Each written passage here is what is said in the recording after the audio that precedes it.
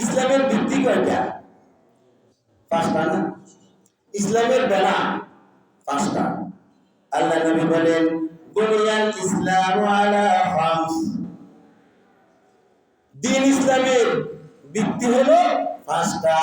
শাহাদাতু আল্লা ইলাহা ইল্লাল্লাহ, প্রথমটা হলো এই মর্মে সাক্ষ্য দেয়া আল্লাহ ছাড়া কোনো মাবুদ নাই, ওয়া আন্না মুহাম্মাদান আবদুহু ওয়া রাসূলুহু, এবং বিশ্বনবী মুহাম্মদ রাসূলুল্লাহ সাল্লাল্লাহু আলাইহি ওয়াসাল্লাম আল্লাহ তাআলার বান্দা এবং রাসূল।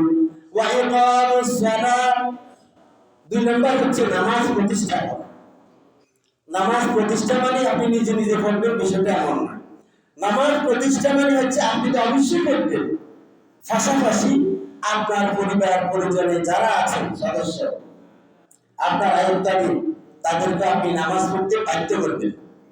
যদি আপনি সমাজপতি হন, সমাজের সভাপতি, সেক্রেটারি, দায়িত্বশীল, তাহলে সমাজের যে সকল লোকজন আছে সকলকে নামাজের উদ্যোগকরণ করতে হবে, নামাজ পড়তে পরিবেশ তৈরি করতে হবে।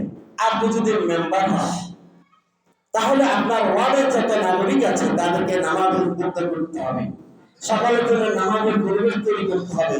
আপনি যদি চেয়ারম্যান হন, আপনার ইউনিয়নের মধ্যে যত নাগরিক আছে তাদের জন্য নামাজের বন্দোবস্ত করতে হবে। আপনি যদি এমপি হন, আপনার উপজেলার মধ্যে যত নাগরিক আছে সকলকে নামাজ পড়ানোর ব্যাপারে উদ্যোগকরণ বা কার্যকরী ব্যবস্থাপনা করতে হবে। আপনি যদি প্রধানমন্ত্রী হন, পুরো দেশের মধ্যে সকল মানুষকে নামাজি করার জন্য কার্যকর পদক্ষেপ নিতে হবে। এইভাবে প্রত্যেকে তার ক্ষমতার পরিধি অনুযায়ী, দায়িত্বের পরিধি অনুযায়ী এই নামাজ প্রতিষ্ঠার জন্য কার্যকর পদক্ষেপ নিতে হবে। ওয়া ইতাউস যাকাত, এবং যাকাত প্রদান করা। তিন নম্বর হচ্ছে যাকাত প্রদান করা। ওয়াল হজ, চার নম্বর হলো আল্লাহ তাআলা যাদেরকে অর্থনৈতিক সংগতি দিয়েছেন, সমৃদ্ধি দিয়েছেন, টাকা পয়সা দিয়েছেন, বাইতুল্লাহ পর্যন্ত যাওয়ার মতো অর্থনৈতিক সংগতি রয়েছে, তারা হজ করবে।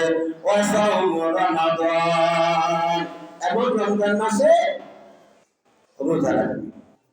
আল্লাহ তাআলা বলেন ওয়াকিমুস সালাতা ওয়া আতুজ যাকাতা ওয়া আতিউর রাসূলা লাআল্লাকুম তুরহামুন। বান্দা, তুমি যদি আমার রহমতের বান্দায় পরিণত হতে চাও, ওয়াকিমুস সালাত, তাহলে তুমি নামাজ প্রতিষ্ঠা করো। ওয়া আতুজ যাকাত, এবং যাকাত দাও। ওয়া আতিউর রাসূল, এবং আমার রাসূলের অনুগত করো।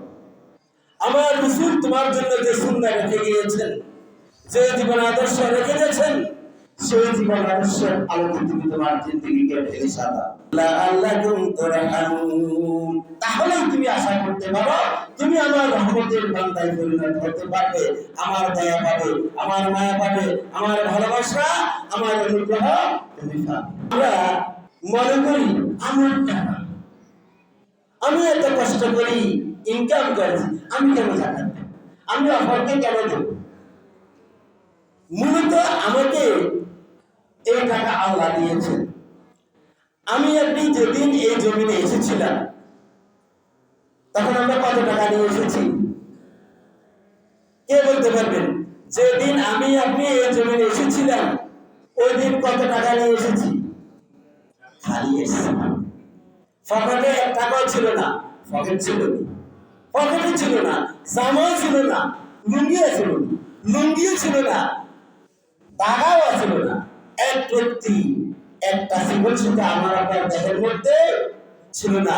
আমরা রিক্ত এসেছি, শূন্য হাতে এসেছি। যখন যাব কত টাকা নিয়ে যাব? শূন্য হাতে। আমি আপনি রিক্ত অবস্থায় এসেছি, রিক্ত অবস্থায় আবার আপনাকে আমাকে যেতে হবে। শূন্য অবস্থায় এসেছি, একদম মিসকিন অবস্থায় এসেছি, একদম সুতার বস্ত্র নিয়ে আসতে পারি নাই, সে ব্যক্তি আবার ল্যাংটা হয়ে যাবে। তাহলে দেখেন, আমি এই রিক্ত মানুষকে, এই নিঃস্ব মানুষকে, এই অভাবী মানুষকে আল্লাহ তাআলা ধনী করেছে।